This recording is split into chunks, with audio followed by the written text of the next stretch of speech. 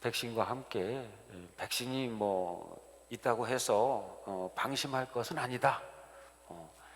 4차 유행이 또 올 수도 있다.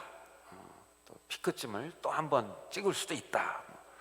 그래서 우리가 좀 더 철저하게 방역 관리하면서 순서대로 백신을 잘 맞아 나가야 할 것이다. 그러면은 적어도 올해 안에는 코로나19에 대한 철저한 방역을 함으로써 우리가 이겨나갈 수 있을 것이다.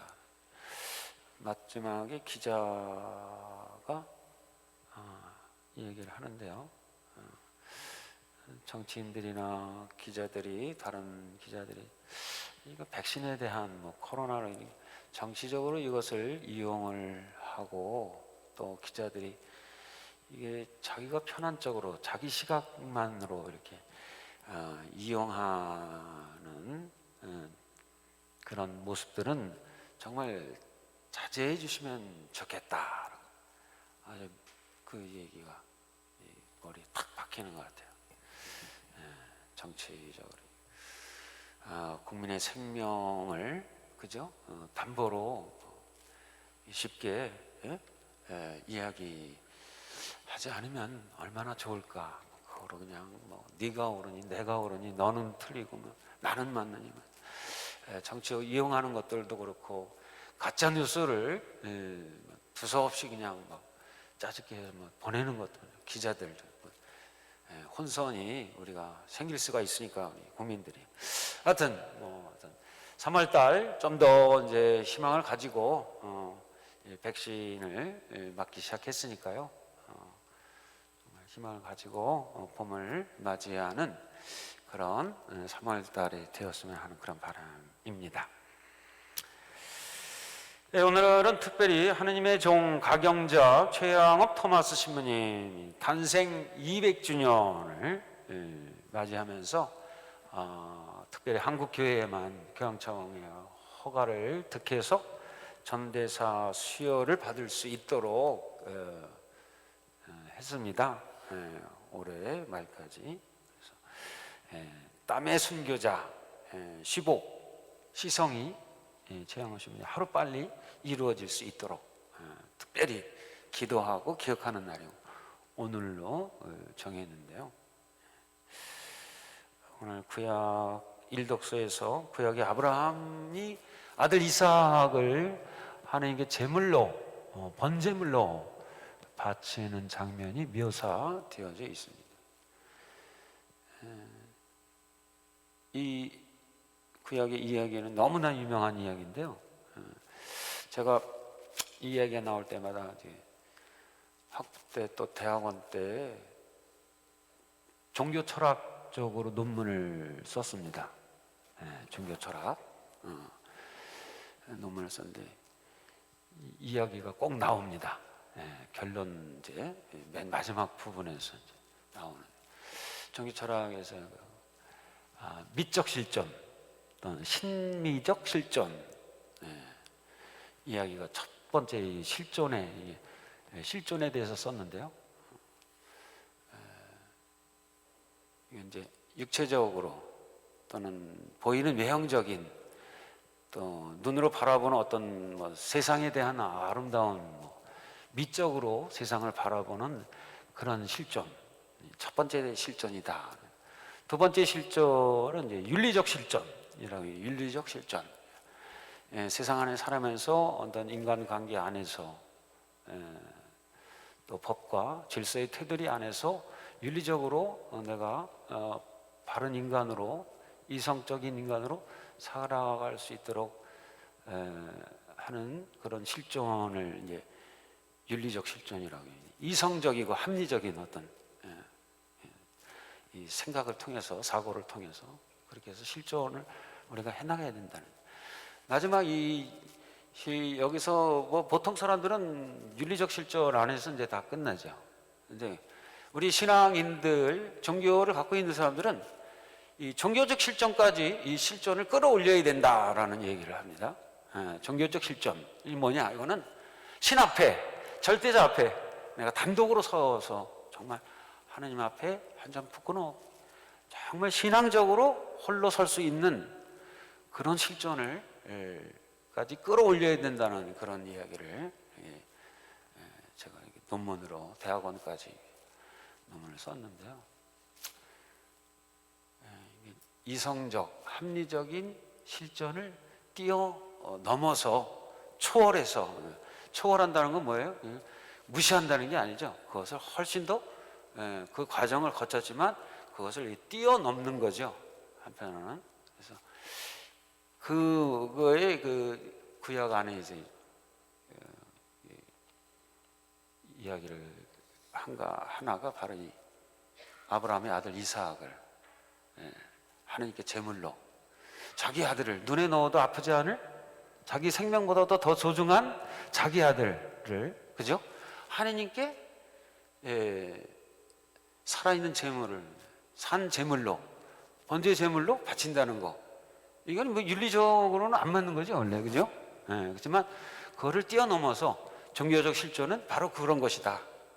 자기 생명을 정말 하나님께 바칠 수 있는 것. 윤리적으로는 그게 맞진 않지만 이성적으로는 정말 이게 감히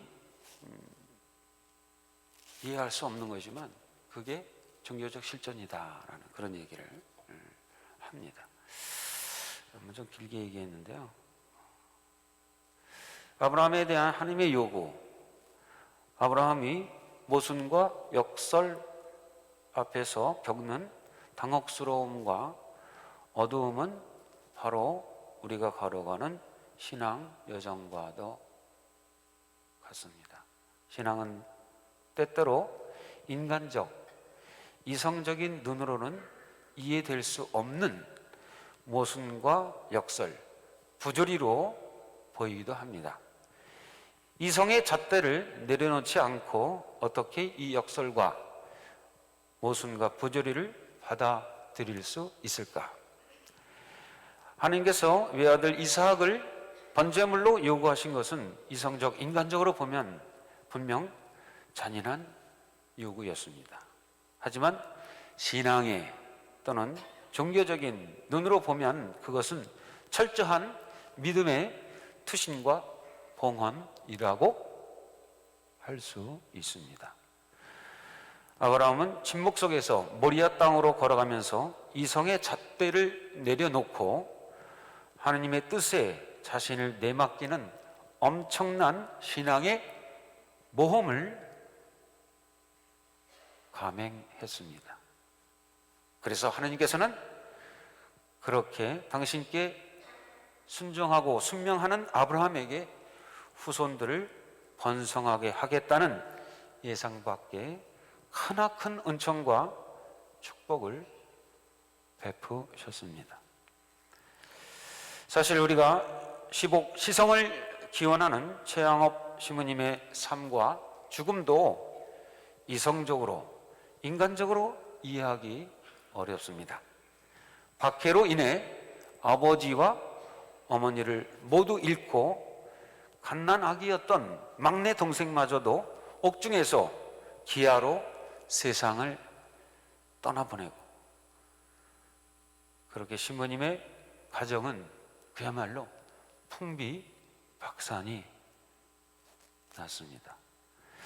사제품을 받고 6번의 시도 끝에 조선에 겨우 입국하여 12년 동안 전라도, 경상도, 경기도, 충청도, 강원도 정말 전국 각지 수많은 교청과 공소를 방문하고 복음을 전하며 성사를 집전하고 가난한 이들을 구제했습니다.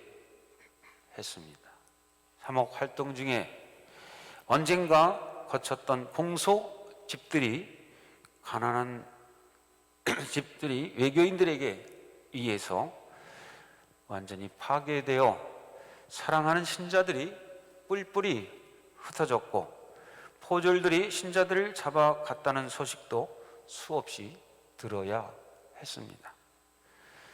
참혹한 가난과 전염병, 흉년으로 처참하게 고통받는 교우들을 보고 가슴을 치며 우셨습니다. 박해가 일어나면 몇 달 동안 공수에서 또는 산속에서 숨어 지내시다가 박해가 좀 잠잠해지면 다시 아픈 몸을 이끌고 사목의 길을 걸으셨습니다. 낮에는 산길을 통해 8, 90리를 걷고 밤에는 교우촌에 도착해 고해성사를 주고 한밤중에 모든 일을 마치고 새벽녘 동트기 전에 떠나는 일을 반복하셨습니다. 13년 동안 매년 7,000리 2,800km 길을 걸으며 복음을 전하신 땀의 순교자, 이게 바로 최영업 토마스 신부님이십니다. 그렇게 잠도 제대로 못 주무시고 사목 활동을 하시다가 끝내는 과로로 쓰러져 단 보름 만에 세상을 떠나셨습니다. 이성적이고 인간적인 세상적인 그런 눈으로 보면 최영업 신부님의 삶은 자신의 안위를 포기하는 어리석은 삶이었습니다. 하지만 신앙의 눈, 종교적인 눈으로 본다면 인류 구원을 위해 희생도 마다하지 않으신 사랑의 주님을 닮아가는 사목자의 모습이었습니다. 그리고 세상의 핍박과 배척, 모욕과 박해, 극심한 고통과 죽음을 상쇄하고도 남는 영원한 삶의 행복을 믿고 희망하며 순환과 죽음과 부활로 그 길을 먼저 가신 그리스도를 올바로 뒤따르는 삶을 사신 분, 그분이 바로 땀의 순교자 최영업 토마스 신부님이십니다. 사순 제2주를 맞이하면서